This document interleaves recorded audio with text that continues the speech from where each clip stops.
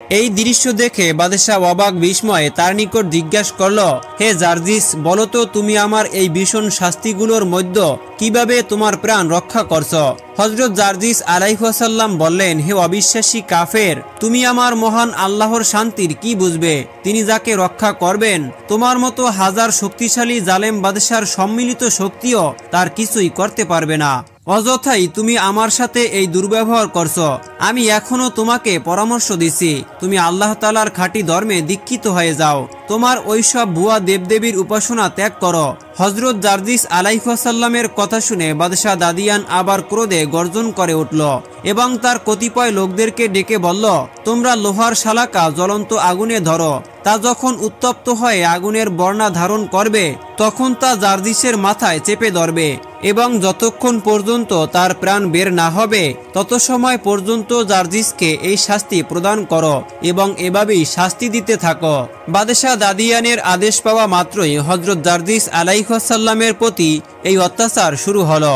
কিন্তু মহান আল্লাহ তাআলার অপার অনুগ্রহে এতেও হযরত জার্জিস আলাইহিসসালাম কোনো রকম কষ্ট অনুভব করলই না। মোট কথা, হযরত জার্জিস আলাইহিসসালামকে হত্যা করার এই প্রচেষ্টা সম্পূর্ণভাবে ব্যর্থ হয়ে গেল। বাদশাহ দাদিয়ান এই অবস্থা দেখে একেবারে হয়রান হয়ে গেল। তিনি ভাবতে লাগলেন কিভাবে হযরত জার্জিস আলাইহিসসালামকে হত্যা করা যায়। এমন কোনো কার্যকরী ব্যবস্থাই বাদশাহ আর খুঁজে না পেয়ে তার লোকদেরকে নির্দেশ দিল, তোমরা জার্জিসকে কারাগারে নিয়ে মাটিতে উপুর করে লোহার দণ্ড দ্বারা অনবরত তার পায়ে এবং মাথায় সজোরে প্রহার করতে থাকো, আর তার পিঠের উপর ভারী পাথর চাপা দাও, যেন তার জিহ্বা বের হয়ে পড়ে। বাদশাহর আদেশ অনুযায়ী হযরত জার্জিস আলাইহিসসালামকে সত্যি কারাগারে নিয়ে উপুর করে শুয়ে তার পিঠে ভারী পাথর চাপা দিয়ে কয়েকজন লোক একই লোহার দণ্ড দ্বারা প্রহার করতে লাগলো। অবিরাম এই কঠোর নির্যাতন চলতেই লাগলো। এই সময় মহান আল্লাহ পাক রব্বুল আলামিনের পক্ষ হতে একজন ফেরেশতা আগমন করে হযরত জার্জিস আলাইহিসসালামকে বললেন, হে আল্লাহর নবী, পাপিষ্ঠ কাফের আপনার প্রতি যে কঠোর নির্যাতন শুরু করেছে তা সহ্য করা সত্যি সীমার বাইরে। তবু আপনি মহান আল্লাহর উপর নির্ভর করে ধৈর্য ধারণ করুন, তাতে মহান আল্লাহর দরবারে আপনার মর্যাদা অনেক গুণ বৃদ্ধি পাবে। কোনো কর্মেই আপনি ধৈর্যহারা হবেন না। উক্ত কথা বলেই ফেরেশতা অদৃশ্য হয়ে গেল। হযরত জার্জিস আলাইহিসসালাম কাফেরদের অত্যাচার নীরবে সহ্য করতে লাগলেন এবং তিনি শুধু আল্লাহ পাক রব্বুল আলামিনকেই ডাকতে লাগলেন।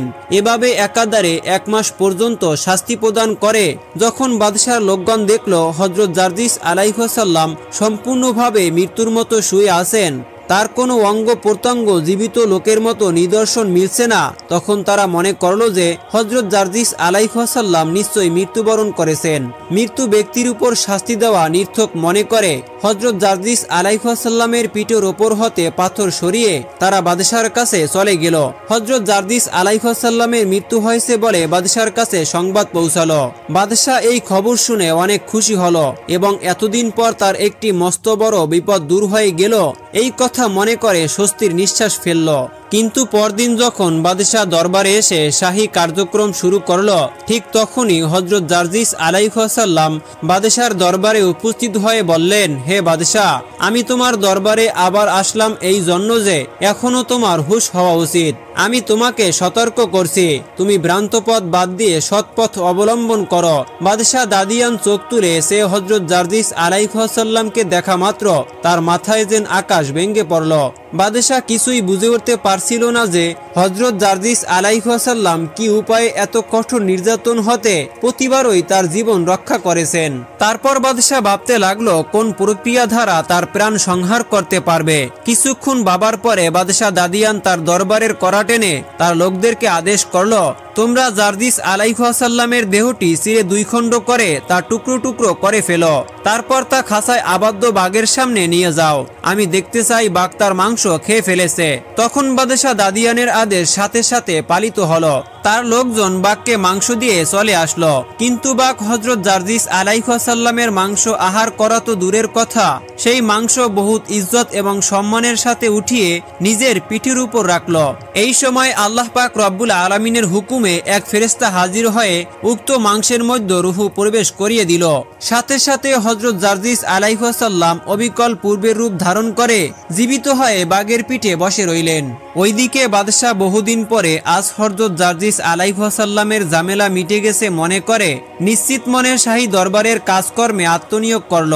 ঠিক এমন সময় হযরত জার্জিস আলাইহিসসালাম উল্লিখিত বাঘের পিঠে চড়ে শাহী দরবারে গিয়ে উপস্থিত হলেন। এই দৃশ্য অবলোকন করে বাদশাহ এবং তার দরবারের প্রত্যেকটি লোকজন ভয়ে কেঁপে উঠল।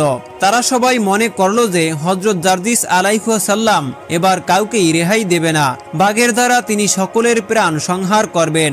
আসলে জার্জিস আলাইহিসসালাম কিন্তু সেই সব কিছুই করল না। শুধু তিনি একবার বাদশাহকে বললেন, হে বাদশাহ দাদিয়ান, আল্লাহর শক্তি দেখে আল্লাহর শক্তির কথা চিন্তা করে এবার তুমি আল্লাহর পথে ফিরে এসো। এই কথা বলে তারপর জার্জিস আলাইহিসসালাম আবারও চলে গেলেন।